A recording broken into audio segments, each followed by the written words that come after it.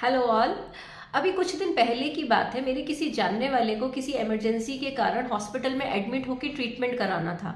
तो उन्होंने सोचा, उन्होंने एक अच्छी इंश्योरेंस पॉलिसी तो ली हुई है, तो वहां पर जाके वो अपना कैशलेस ट्रीटमेंट आराम से कर सकते हैं।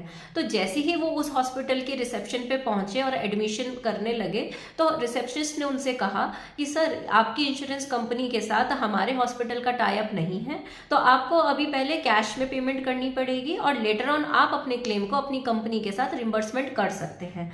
तो इजंट इट शॉकिंग?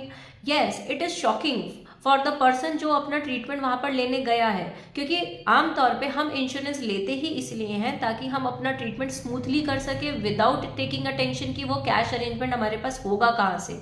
तो आजकल हम ऐसा बहुत सुन रहे हैं कि मैक्स हॉस्पिटल का नीवा ब्यूपा के साथ टाई अप हट गया, केयर के साथ हट गया, स्टार हेल्थ के साथ हट गया एंड XYZ। तो अगर ऐसी सिचुएशन हमारे साथ आती है तो सबसे पहले ये सिचुएशन आती क्यों है, इसके पीछे का क्या रीजन है और ऐसी सिचुएशन में हम क्या कर सकते हैं, तो वो आज हम डिस्कस करेंगे अपने इस वीडियो में।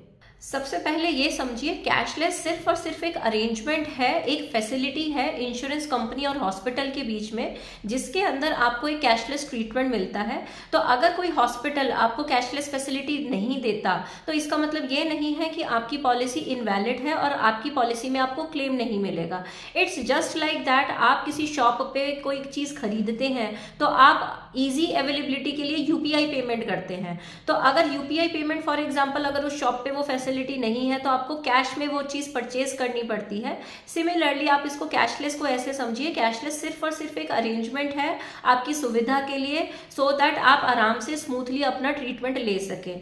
और ये जो टाई अप है हॉस्पिटल और इंश्योरेंस कंपनी का, ये किस लिए टाई अप ब्रेक होता है, इसके बहुत सारे रीजन हो सकते हैं। जनरली इंश्योरेंस कंपनी ये चाहती है कि उसको कम से कम कॉस्ट देना पड़े और हॉस्पिटल कंपनी ये चाहती है कि उसको हर एक ट्रीटमेंट पे ज़्यादा से ज़्यादा पैसा मिल सके।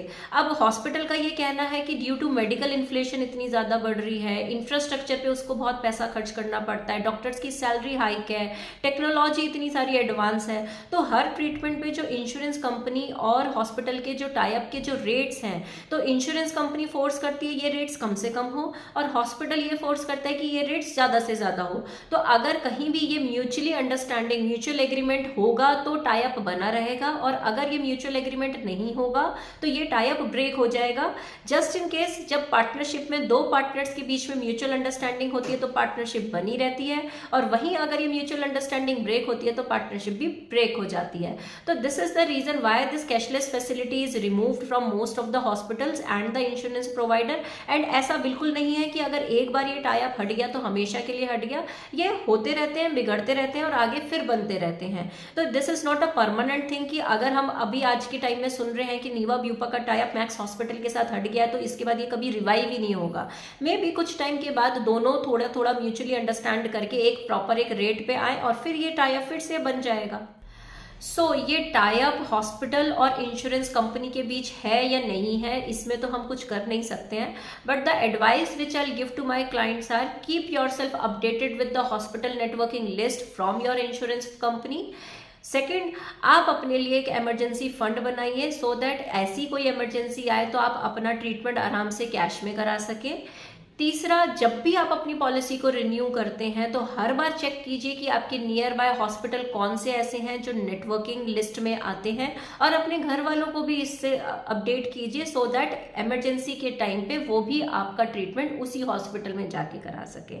सो keep yourself updated, keep your self awareness. और कैशलेस नहीं मिल रहा है तो इसका मतलब ये बिल्कुल भी नहीं है कि आपकी पॉलिसी इनवैलिड है या इंश्योरेंस कंपनी अच्छी नहीं है या हॉस्पिटल्स अच्छे नहीं है। ये एक टेम्परेरी प्रॉब्लम है जो बाद में जाके ठीक हो जाती है। So keep yourself aware and be healthy and be wise.